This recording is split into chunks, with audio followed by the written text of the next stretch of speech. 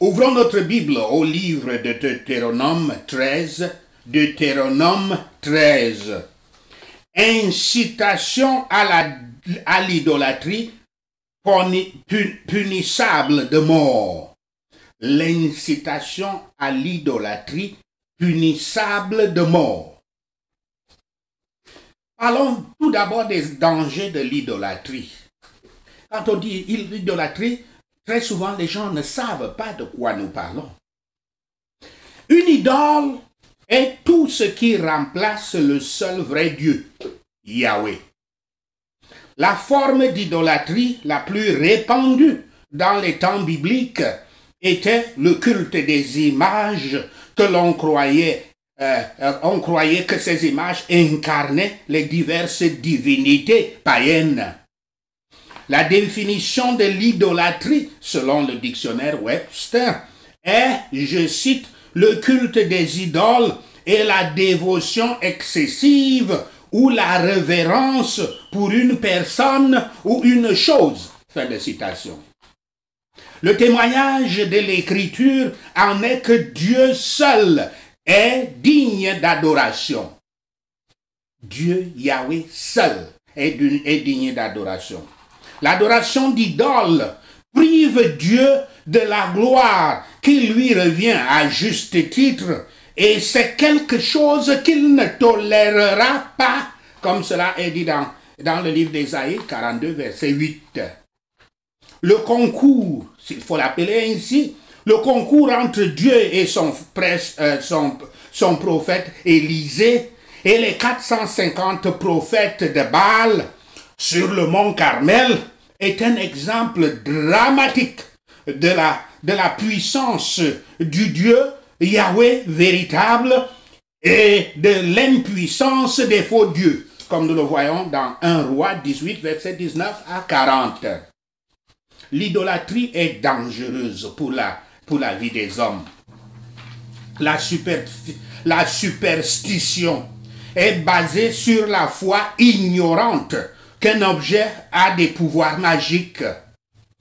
Un autre mot qui signifie superstition est évidemment un autre mot qui signifie superstition n'est autre que l'idolâtrie. La Bible ne soutient pas l'idée des choses qui se produisent par hasard. Rien ne se produit par hasard. C'est une croyance qui n'existe pas chez les chrétiens. Chez les chrétiens, il n'y a pas les mots chance, ou bien par hasard, ces choses, ou bien par malchance. Ces choses n'existent pas dans le vocabulaire chrétien. La Bible ne soutient donc pas l'idée de choses qui se produisent par hasard, car rien n'est fait en dehors du contrôle souverain de Dieu. Soit il cause, soit il permet. Tout ce qui correspond à son plan divin. Acte 4, verset 28. Je cite là les Acte 4, verset 28 et Éphésiens 1, verset 10. Il existe de nombreux types de superstitions dans le monde, allant de la bénigne, une de bénigne recommandation comme ne pas marcher sous une échelle, jusqu'aux pratiques occultes de l'astrologie, de la magie noire, de la divination, du vaudou et de la sorcellerie. Les Écritures condamnent ceux qui pratiquent l'astrologie dans Deutéronome 4, verset 19, la magie, la divination et la sorcellerie, le vaudou dans 2 Rois 21, verset 6 et Ésaïe 2, verset 6. L'idolâtrie est également interdite et toute personne qui la pratique n'entrera pas dans le royaume de Yahweh. Cela est dit dans Apocalypse 21, verset 27. Ces types de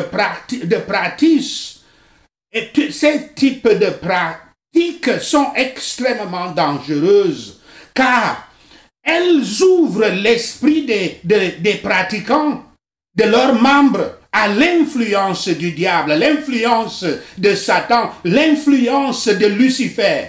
Je cite l'Écriture, 1 Pierre 5, verset 8, qui nous avertit que, je cite, « Soyez sobres, veillez. Votre adversaire, le diable, rôde comme un lion rugissant, cherchant qui il dévorera. » Fin de citation. Ça, c'est 1 Pierre 5, verset 8. Nous devrions avoir notre foi, non pas sur des objets ou des rituels d'origine humaine, mais par le vrai Dieu Yahweh, qui donne la vie éternelle. Je cite, « Prenez garde que personne ne fasse de vous sa proie par la philosophie ou par une vaine tromperie, s'appuyant sur la tradition des hommes, sur les principes élémentaires du monde, et non pas sur Christ, car en lui habite corporellement toute la plénitude de la divinité.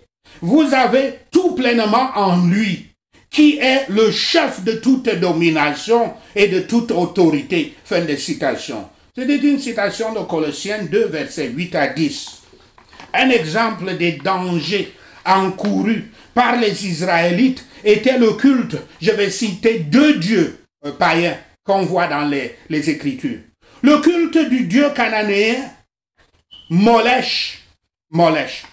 La tradition rabbinique représentait Moloch comme une statue en bronze chauffée avec le feu sur laquelle les victimes étaient jetées. Les auteurs gréco-romains ont signalé des sacrifices d'enfants à Carthage, à Baal-Hamon, un autre nom de Molech, et ou aussi appelé Milcom. D'autant plus que les fouilles archéologiques dès les années 1920 et les années suivantes produisirent des preuves d'un sacrifice d'enfants à Carthage. Dans Interpretatio Gracia, le dieu phénicien Molech était identifié comme Cronus, en raison du thème parallèle de Cronus dévorant les enfants. Une autre déesse cananéenne, c'est Asherah. Dans la religion populaire israélite de la période monarchique, Asherah fonctionnait comme une déesse et consort de Yahweh, et était adorée comme la reine des cieux. Et pendant sa fête, les Hébreux cuisaient de petits gâteaux, comme cela est dit dans le livre de Jérémie. Elle apparaît dans les écrits akkadiens sous le nom de Aseratum, chez les Hittites sous le nom de Aserdou, ou Aserdus, ou Asertou, ou Asertus. Asherah est généralement considérée comme identique avec la déesse ogaritique Atirat et aussi la déesse romaine Aphrodite. Ainsi qu'en Égypte, avec la déesse, tout de même d'origine sémitique, nommée Koutchou, ce qui signifie sainteté. Ainsi donc, lorsque les catholiques adorent Marie comme reine des cieux, ils adorent Asherah comme la femme de Yahweh, que Dieu nous pardonne de dire une telle chose. Tout comme les Israélites idolâtres le faisaient, autant de grands péchés, où les péchés et l'idolâtrie régnaient dans le royaume d'Israël. Aussi connu sous le nom de Astarté ou Ashtoreth, la forme hellénisée au Moyen-Orient, la forme grecque au Moyen-Orient de la déesse assyro-babylonienne Ishtar, Asherah est un démon féminin des plaisirs, de la fertilité et de la guerre. Son culte comprenait des orgies sexuelles, la prostitution des sanctuaires et les sacrifices humains. Même aujourd'hui, il y a des religions qui s'inclinent devant les statues et des icônes, une pratique interdite par la parole de Dieu.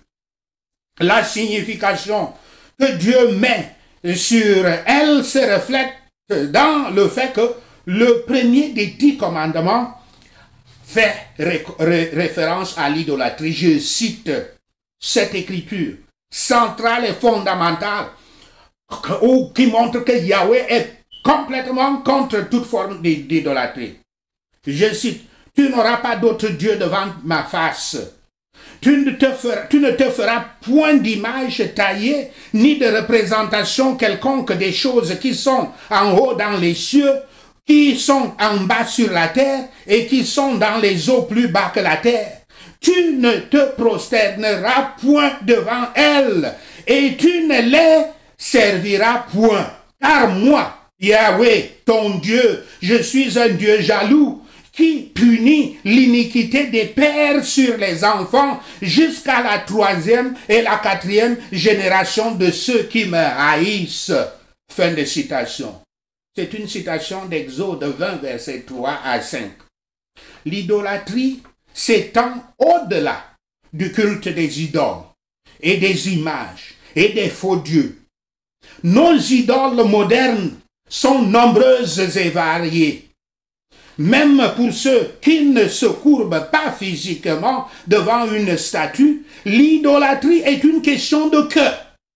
Et les idoles modernes sont l'orgueil, l'égocentrisme, c'est-à-dire le culte du moi, la cupidité qui a pour Dieu Mammon, le Dieu argent, la gourmandise, l'amour pour les biens, et tout cela finit par la rébellion contre Dieu, qu'on appelle péché.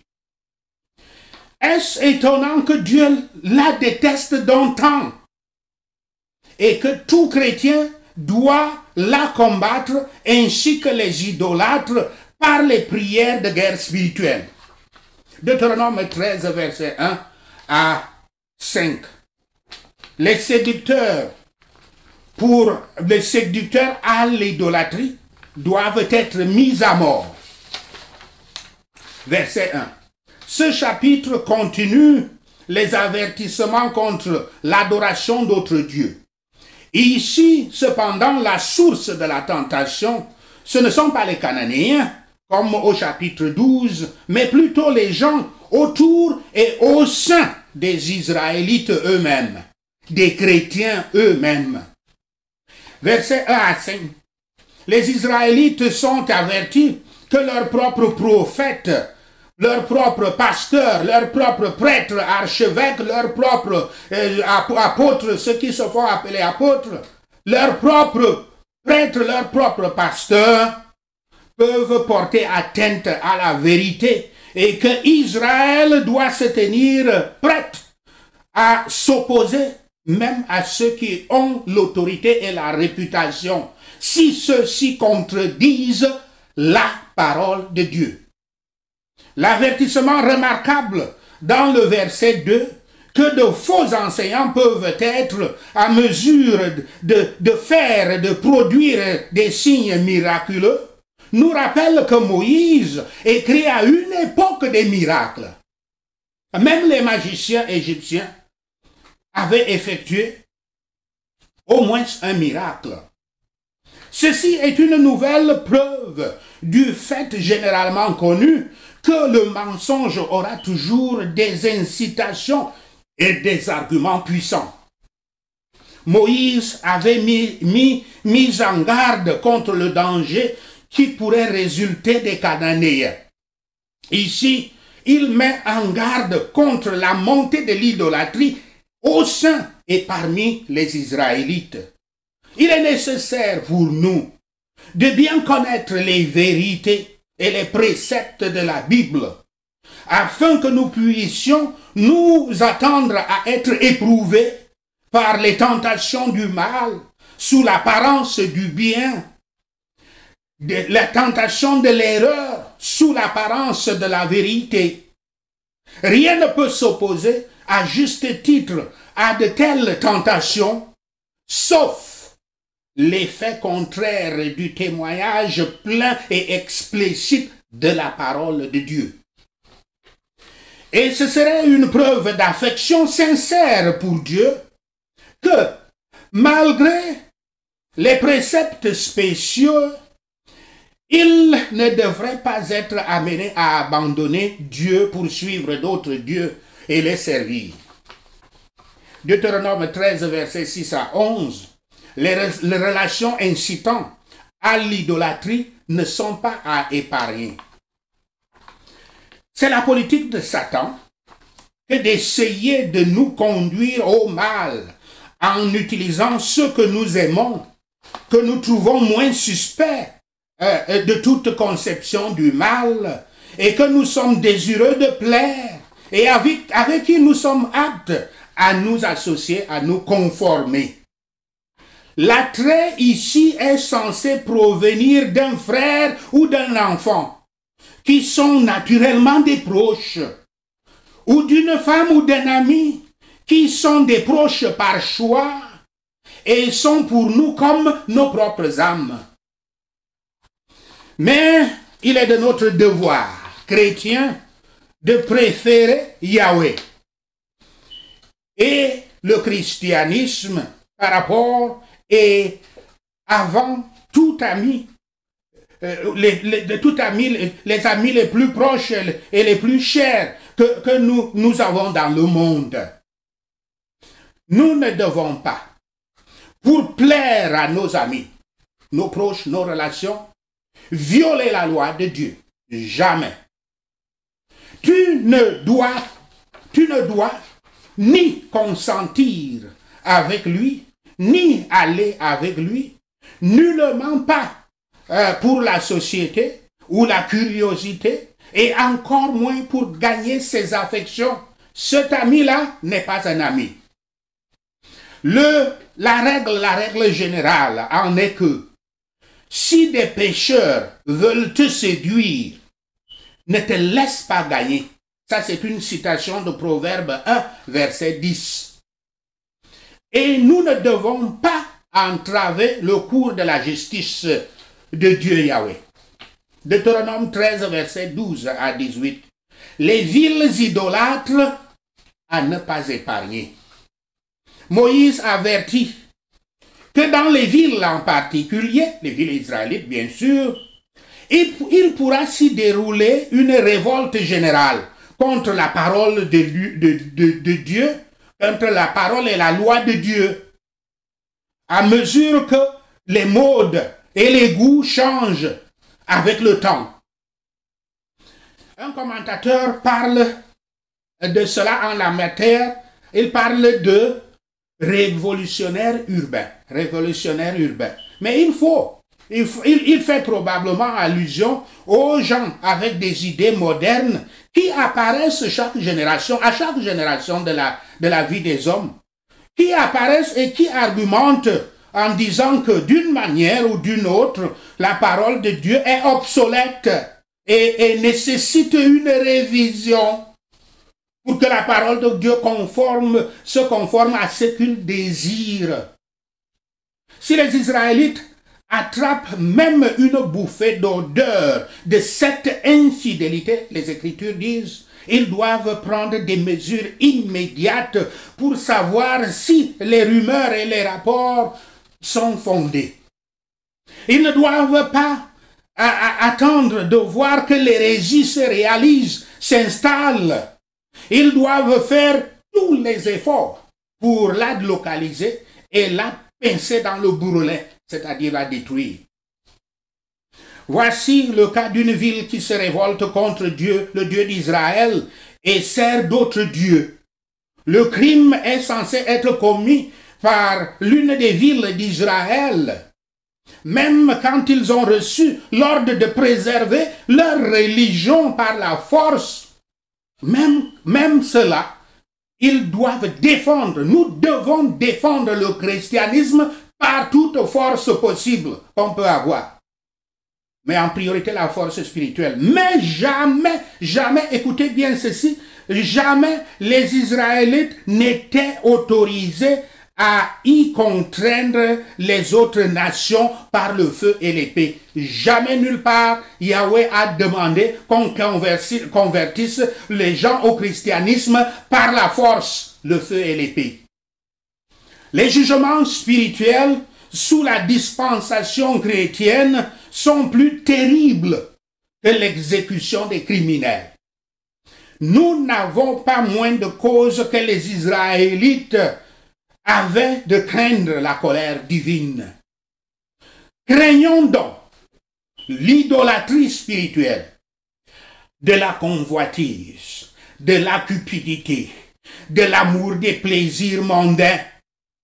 Faisons attention de ne pas les admettre dans nos familles, par notre exemple ou par l'éducation de nos enfants. Interdisons aux écoles de donner une telle éducation. Un chrétien doit toujours enlever l'enfant dans certaines écoles qui dispensent la mauvaise éducation à l'idolâtrie. Aux États-Unis, ici, il y a des écoles, surtout publiques, qui enseignent aux enfants le yoga, les méditations transcendantales, qui ne sont rien d'autre que la sorcellerie.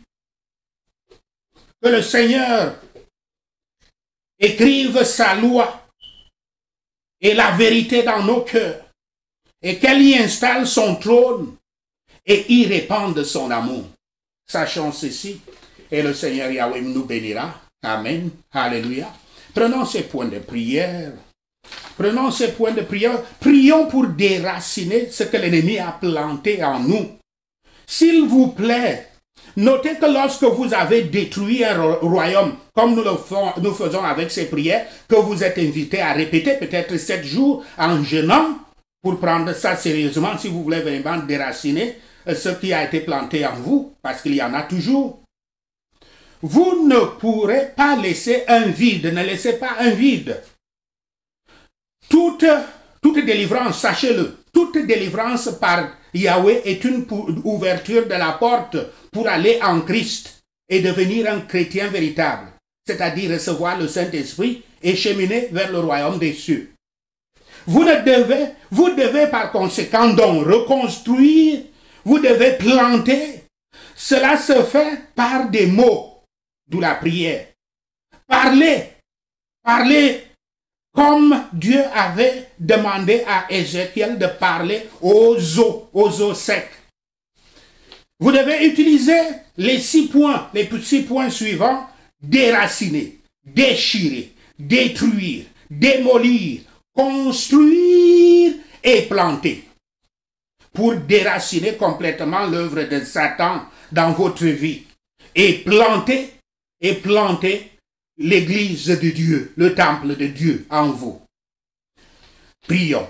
Aujourd'hui, je déracine chaque plantation maléfique aux portes de ma famille. Merci Seigneur, au nom de Yahshua le Messie, nous prions. Je déracine chaque plantation satanique dans mon corps, mon mariage, ma profession, mon destin, mon église. Merci Seigneur, au nom de Yahshua le Messie, nous prions. Toute graine maléfique plantée dans mon cœur, vie et destin, par les puissances de sorcellerie, meurt par le feu. Merci Seigneur, au nom de Yahshua le Messie, nous prions. Germination maléfique des graines dans mon corps, vie et destin, reçoit le feu de Dieu et meurt. Merci Seigneur, au nom de Yahshua le Messie, nous prions. Plantation maléfique, menaçant de prendre contrôle de mon cœur, de ma vie et de mon destin, prends feu et meurt. Merci Seigneur, au nom de Yahshua le Messie, nous prions. Plantation maléfique qui a émergé en un désert dans ma vie, prends feu et meurt. Merci Seigneur, au nom de Yahshua le Messie, nous prions. Toi, cet arbre maléfique, obstiné dans mon cœur, ma vie et mon destin, sois déraciné et meurt. Merci Seigneur, au nom de Yahshua le Messie, nous prions. domination de l'arbre maléfique de sorcellerie sur mon corps, ma vie, mon destin, soit déraciné et meurt. Merci Seigneur, au nom de Yahshua le Messie, nous prions. Arbre de sorcellerie dans mon mariage, soit déraciné et meurt. Merci Seigneur, au nom de Yahshua le Messie, nous prions. Arbre de sorcellerie pour ma servitude, liant son destin à ma pensée, soit déraciné et meurt. Merci Seigneur, au nom de Yahshua le Messie, nous prions. Arbre caché de la sorcellerie dans ma vie, polluant mon destin, soit déraciné et meurt. Merci Seigneur, au nom de Yahshua le Messie, nous prions. Arbre des flèches de sorcellerie dans ma vie et mon destin, soit déraciné et meurt. Merci Seigneur, au nom de Yahshua le Messie, nous prions. Arbre de manipulation de la sorcellerie contre ma vie et mon destin, meurt dans tes racines. Merci Seigneur, au nom de Yahshua le Messie, nous prions. Je démolis ce que l'ennemi a érigé dans ma vie et destin. Merci Seigneur, au nom de Yahshua le Messie, nous prions. Je détruis tous ses pouvoirs et plans. Merci Seigneur, au nom de Yahshua le Messie, nous prions. Je rends